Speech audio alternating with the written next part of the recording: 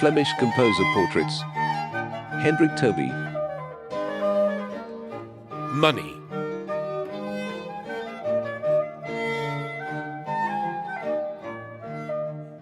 People sometimes ask me, how does your brother manage to keep the roof over the heads of a family of 9 children? With music? Well, of course, with music. At that time, there were plenty of ways of earning your crust with music, and not just the crust. Look, Antwerp wasn't wiped off the map. The golden years were behind us, but the town still flourished. For the first time in our history, there was food in abundance. That was thanks to improvements in manuring techniques, intensive tillage, and what you will, but above all, thanks to the introduction of the potato. Dad used to tell me that when he was a kid, his parents used to eat bread twice a day, along with lots of beans and other pulses. He could remember the first potatoes making their appearance when he was a child. Potatoes were easy to grow, easy to keep, and were tasty and healthy. Industry in the town revived too. Textiles had always been important here, but in recent years, lots of new firms had started up. They say that there are close to 400 looms in Antwerp, whereas Berenbroek, the cotton printers, sell about 80,000 items a year. Admittedly, that wouldn't be possible without putting the kiddies to work.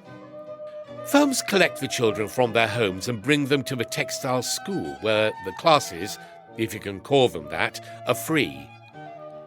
If you ask me, it's simply unpaid child labour. But the authorities put up with it mainly because it benefits the municipal treasury. Of course, it's the children from the poorest families who get the worst of it.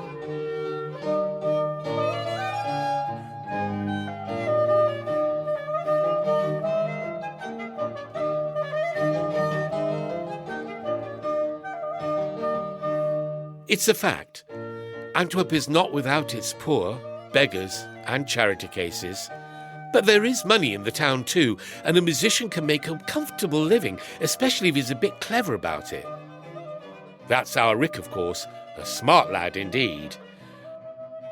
He's been the town player ever since 1764, and he's paid by the town to make music.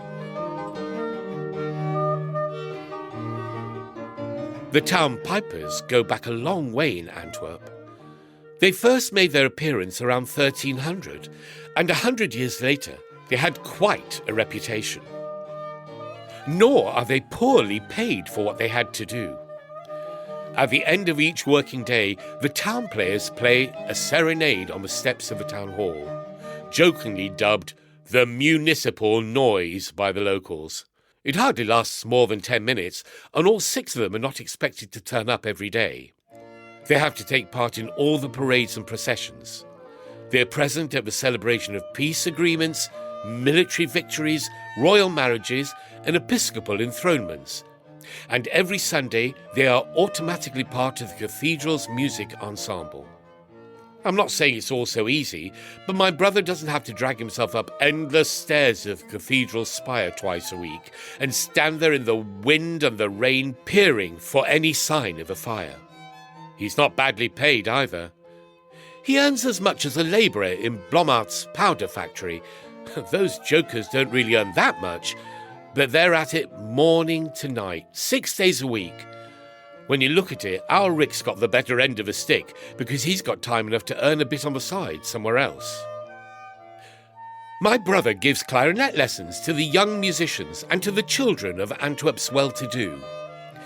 He also sells clarinets, which he keeps in his house, and the fact that he's a town player makes it all a bit easier. His favourite thing, though, is playing in the orchestra of the Almeners Theatre. A lot of his friends play in this ensemble, and it's the liveliest musical centre in town. This is where Rick can play his heart out. He plays clarinet, horn and oboe there, and has done so for years. I've an idea he started there in 1772. The Almeners were the key figures in Antwerp's system for looking after the poor. They're not an ecclesiastical body, but were administratively independent, although the town authorities had oversight and were represented by 4 governors. To provide enough money to cover the financial needs of the work, the almoners sought extra sources of revenue and obtained permission from the town to build and run a theatre. Since 1711, the Almoners Theatre had been located in the Tapissierspand, which is exactly the same spot as the Buller Theatre stands in your times. After a fire in 1746, the premises were rebuilt, and ever since 1753, all the big balls, concerts and operas have been held there. Leading citizens and the fashion-conscious make sure they are seen there several times a week and arrive in their coaches showing off their clothes and drink, dance and gamble into the small hours. You would always find our Rick in the orchestra pit next to his best mate, Jan van Hoof, the famous violinist, who also became deacon of St. Jan's Guild. There were 14 of them in the orchestra, all wearing wigs, which was the practice for musicians in the orchestra. You had to look a bit smart if you played in the Almoners Orchestra, and wigs had been the go-to fashion accessory ever since 1750. After all, a wig is the perfect expression of refinement and the best French taste. And if you want to play for the smart set in Antwerp, you have to look smart yourself. There's certainly no shortage in Antwerp of French wig makers.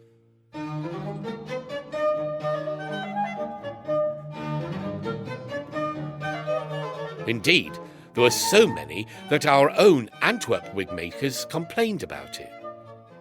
The wig was a very fashionable luxury item, just like tea, coffee and chocolate.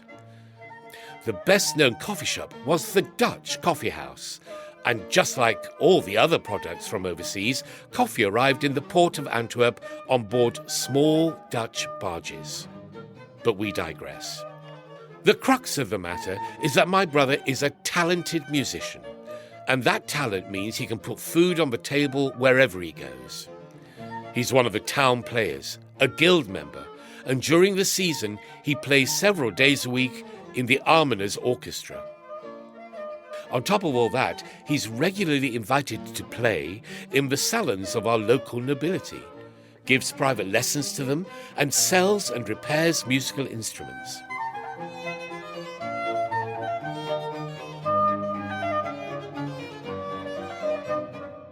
In other words, if he's a bit creative, a musician in Antwerp won't have much trouble maintaining a large family and enjoying a comfortable life. And there's one more thing I should mention.